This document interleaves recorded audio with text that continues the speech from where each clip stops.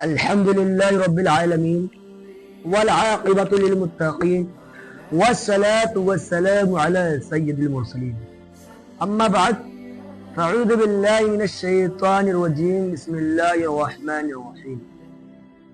ومن الناس من يشتري لهو الحديث ليضل عن سبيل الله بغير علم ويتخذها هزوا أولئك لهم عذاب مهين آمنت بالله صدق الله العلي العظيم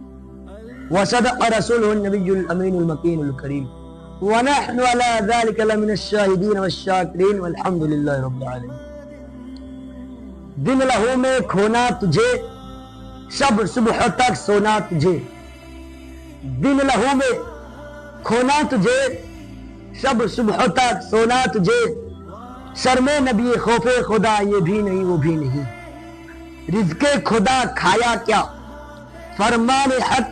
ٹالا کیا، رزق خدا کھایا کیا فرمان حق ٹالا کیا، شکر کرم ترس سزا یہ بھی نہیں وہ بھی نہیں، علم و عمل کی یہ کوتاہی قلب و نظر کی یہ گمراہی،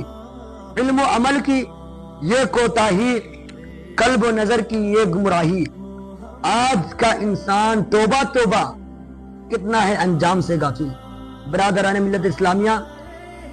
آئیے سب سے پہلے سبز امت میں آرام فرمانے والے آقا حضور نبی اکرم نور مجسم سید عالم صلی اللہ تعالی وسلم کی بارگاہ بکر پناہ میں درود پاک پڑھیں۔ اللہم صلی علی سیدنا مولانا محمد وبارک وسلم، صلاۃ و سلام علیک یا رسول اللہ صلی اللہ تعالی وسلم۔ ہر مقرر ہر وائز خطبہ مسنونہ کے بعد کسی نہ کسی آیت کریمہ یا حدیث پاک کو اپنا عنوان سخن بنایا کرتا ہے۔ اسی قانون اور ضابطہ کے تحت میں نے بھی قرآن مقدس کی ایک آیت کریمہ کی تلاوت کرنے کا شرف حاصل کیا ہے، جس کا آسان ترجمہ یہ ہے، اور کچھ لوگ کھیل کی باتیں خریدتے ہیں کہ اللہ کی راہ سے بہکا دیں، بے سمجھے اسے ہستی بنائے، ان کے لیے ذلت کا عذاب ہے۔ برادران اسلام، قرآن نے واضح لفظوں میں فرمایا، قرآن نے صاف کہہ دیا کہ کچھ لوگ ہیں جو کھیل کی چیزیں خریدتے ہیں جو اللہ کی راہ سے بہکا دے۔ آج ہم اپنے معاشرے کا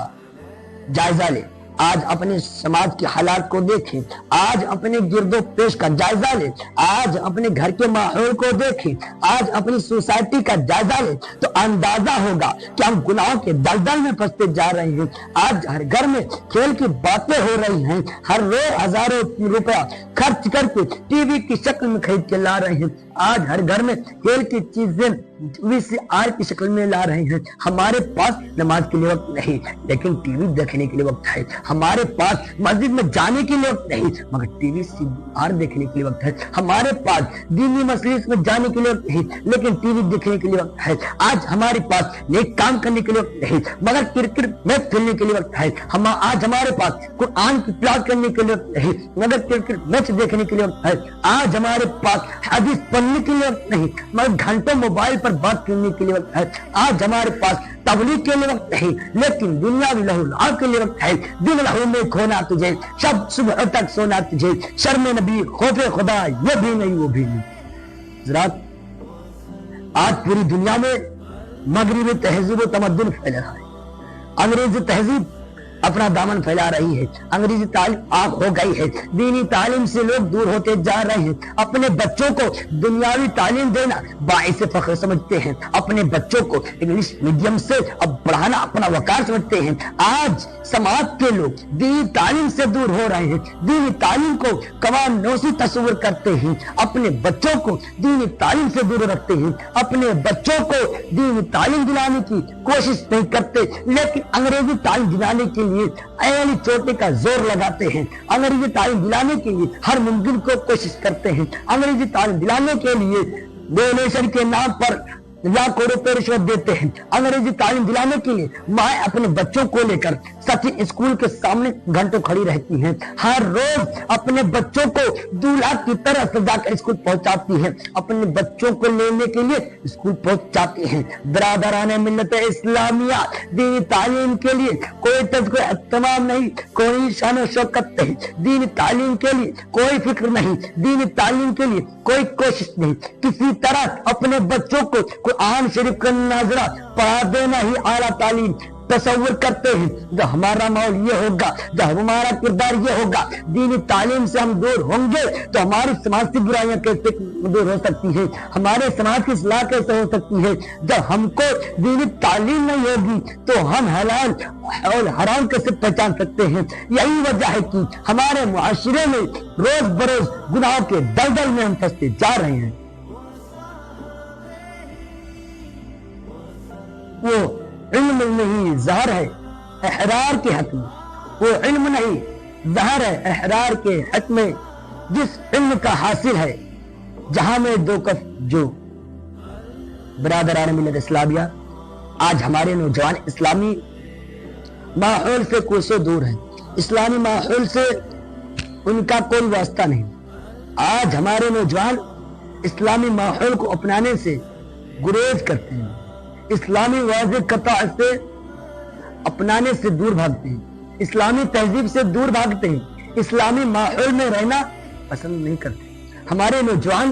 ایسے لباس پہنتے ہیں جو اسلامی لباس نہیں ہوتا، ایسا لباس پہنتے ہیں جس سے ابن فرنگی نظر آتے ہیں، ایسے لباس پہنتے ہیں جو بالکل انگریز نظر آتے ہیں، ایسے لباس پہنتے ہیں جس سے اسلام کے سپوت نظر آتے ہیں، ایسے لباس کے عادی ہو گئے ہیں جو لباس مرد و زن کے درمیان مشترک ہو کر رہ گیا. ہمارے نوجوان ایسے ہی لباس کو پہننا فخر تصور کرتے ہیں، ایسے ہی لباس پہننا ترقی سمجھتے ہیں جس کو یہود و نصارہ کا لباس کہا جا سکتا ہے. ہمارے نوجوان ایرانیت و فحشیت کی طرف قدم بڑھا رہے ہیں. ہمارے نوجوان غیر محرم عورت سے میل جول رکھنا معیوب نہیں سمجھتے. ہمارے نوجوان اسلامی اشعار کو اپنانا اپنی توہین سمجھتے ہیں. روزانہ صبح اٹھ کر سنت رسول کی مخالفت کرتے ہوئے اپنی داڑھی کو صاف کرتے ہیں، اپنے چہرے پر اس طرف پھرا کر داڑھی کا صفایا کرا دیتے ہیں، داڑھی کے ساتھ ساتھ موت کو بھی رخصت کر دیتے ہیں. پھر شکل ایسی ہو جاتی ہے کہ پہچاننا مشکل ہو جاتا ہے کہ عورت کا چہرہ ہے یا مرد کا، کسی مسلم کا چہرہ ہے یا مشرک کا. ہمارے مسلمان نوجوانوں کو ذرا بھی احساس نہیں کہ روزانہ داڑھی مڑا کر حرام کاری کا مرتکب ہوتے ہوئے داڑھی مڑانا حرام ہے، داڑھی مڑانا سخت گناہ ہے، داڑھی مڑانا اللہ اس کے رسول صلی اللہ علیہ وسلم کو ناراض کرنا ہے، اپنے چہرے سے سنت رسول کو مٹانا ہے، داڑھی مڑانا غیر مردانگی کے خلاف ہے، داڑھی مڑانا اشعار اسلام کے خلاف ہے. لیکن ہمارے نوجوانوں کو ذرا بھی احساس نہیں، ذرا بھی خوف خدا نہیں، ذرا بھی نبی کا پاس نہیں، ذرا بھی مرنے کے بعد اللہ اس کے رسول صلی اللہ علیہ وسلم کو کیا جواب دیں گے اس کا ڈر نہیں. ڈاکٹر اقبال نے اس سے کہا ہے، قلب میں سوز نہیں، روح میں احساس نہیں. قلب میں سوز نہیں، روح میں احساس نہیں، کچھ بھی پیغام محمد کے تمہیں پاس نہیں. برادران ملت اسلامیہ، اگر آج ہم مزارات مقدسہ کا جائزہ لیں، آج اگر ہم درگاہوں کے حالات کو بغور دیکھیں، اگر آج ہم چشم بصیرت سے درگاہوں پر غور کریں تو ہم پر یہ بات ظاہر ہو جاتی ہے، ہم پر یہ بات واضح ہو جاتی ہے کہ ہم خود مزار کے تقدس کو پامال کرتے ہیں، ہم صاحب مزار کے مراتب کا خیال نہیں رکھتے ہیں، ہم صاحب مزار کے قول پر عمل نہیں کرتے ہیں، ہم ان کی زندگی کو مشعل راہ نہیں بناتے ہیں، ہم حاضری کے آداب کو ملحوظ نہیں رکھتے ہیں، ہم حاضری کے آداب کو بجا نہیں لاتے. آج اکثر و بیشتر مزاروں پر، آج اکثر و بیشتر درگاہوں میں عورتیں کثیر تعداد میں جاتی ہیں، جو بالکل خلاف شرع ہے. شریعت اس کی اجازت نہیں دیتی، فرمان رسول کے خلاف ہے، فرمان حدیث کے خلاف ہے. کوئی مفتی جواز کا فتویٰ نہیں دے سکتا، کوئی عالم جائز نہیں کہہ سکتا، کوئی فقہا اس کو درست نہیں کہہ سکتا. امام عشق محبت مجددین و ملت امام احمد رضا خان فاضل بریلوی سے جب پوچھا جاتا ہے کہ عورتوں کو مزارات پر جانا جائز یا نہیں، امام عشق محبت سرکار اعلی حضرت عشق رسول میں ڈوب کر علم جاؤ جلال کے ساتھ جواب دیتے ہیں، ارے یہ نہ پوچھو کہ جائز ہے یا نہیں، بلکہ یہ پوچھو کہ اس عورت پر کتنی لعنت ہوتی ہے، فرشتوں کی کتنی لعنت ہوتی ہے، صاحب مزار اور کتنے شیطان اس کے پیچھے لگ جاتے ہیں۔ برادران ملت اسلامیہ، سوچنے کی بات ہے، حج جیسا مقدس فرض بھی بغیر محرم کے عورت ادا نہیں کر سکتی، بغیر محرم کے نہیں جا سکتی، بغیر محرم کے رخصت سفر نہیں باندھ سکتی، بغیر محرم کے مقدس خانے کعبہ کے لیے روانہ نہیں ہو سکتی، تو مزارات پر کیسے جائز ہو سکتا ہے؟ ہمارے مزارات پر جانا کیسے جائز ہو سکتا ہے؟ ہماری ماں اور بہن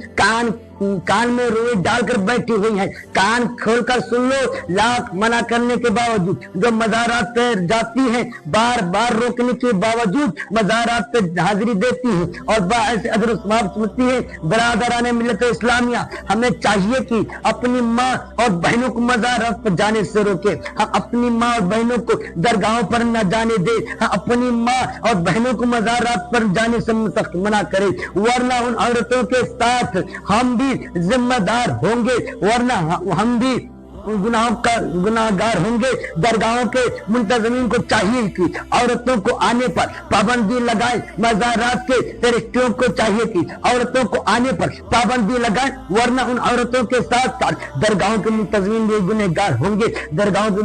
مجاورین بھی گناہ گار ہوں گے اور درگاہ کے ٹرسٹی بھی گناہ گار ہوں گے۔ ایک بات اور واضح کر دینا چاہتا ہوں، ایک بات اور بتا دینا چاہتا ہوں، بعض سنی عوام کے ذہن میں یہ بات بیٹھ گئی ہے، بعض سنی عوام یہ سمجھ بیٹھتے ہیں، بعض سنی عوام یہ خیال کرتے ہیں کہ جو عورتوں کو مزارات پر جانے سے روکے وہ دیوبند ہے، جو عورت کو مزارات پر جانے سے روکے وہ وہابی ہے، جو عورت کو مزارات پر جانے سے روکے وہ اہل حدیث ہے۔ یہ بات بالکل ذہن سے نکال دیجئے۔ امام عشق و محبت فاضل بریلوی سرکار اعلی حضرت نے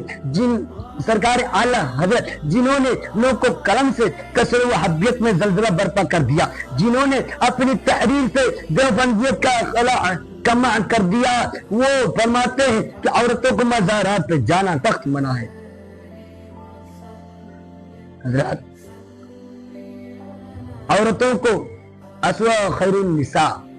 عورتوں کو اسوہ خیر النساء دین دنیا میں عطا کر یا خدا، دین دنیا میں عطا کر یا خدا۔ برادر ملت اسلامیہ، ہم بڑے زور سے نعرہ لگاتے ہیں، غوث کا دامن نہیں چھوڑیں گے، ہم جذباتی انداز میں لگاتے ہیں،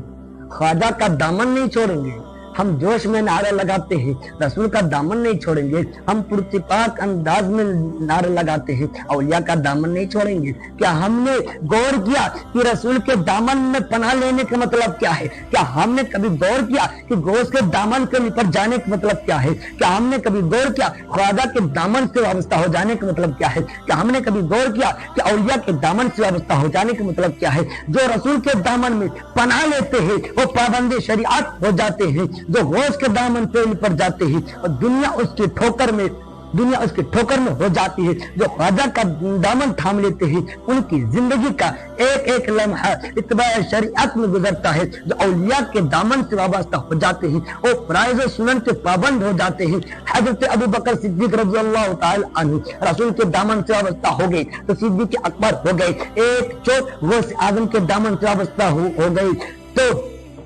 دانے ہو گئی، نظام الدین اولیاء خواجہ کے دامن سے وابستہ ہو گئے تو مخدوم جہاں ہو گئی۔ ہمارے چہرے پہ داڑھی نہیں، ہم نعرہ لگاتے ہیں غوث کا دامن نہیں چھوڑیں گے، ہم مسجد میں جانے کی زحمت گوارا نہیں کرتے ہیں کہ اور ہم نعرہ لگاتے ہیں رسول کا دامن نہیں چھوڑیں گے، ہم رمضان کے روزے بلا عذر چھوڑ دیتے ہیں اور ہم نعرہ لگاتے ہیں کہ خواجہ کا دامن نہیں چھوڑیں گے، ہم فرائض کو फरामोश कर जाते हैं और हम नारे लगाते हैं कि रसूल का दामन नहीं छोड़ेंगे, सुन्नतों को तर्क कर बैठते हैं और नारे लगाते हैं कि रसूल का दामन नहीं छोड़ेंगे, कुरान की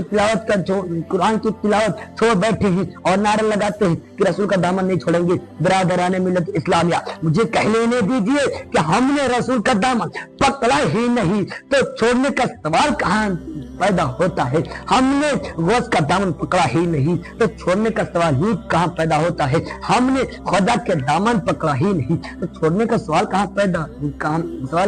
सवाल ही नहीं पैदा होता। जिस दिन हमारे हाथ में दामन रसूल आ गया, जिस दिन हम दामन रसूल से वाबस्ता हो गए, उस दिन हम नमाज के पाबंद हो जाएंगे। जिस दिन हमारे हाथ में दामन गौस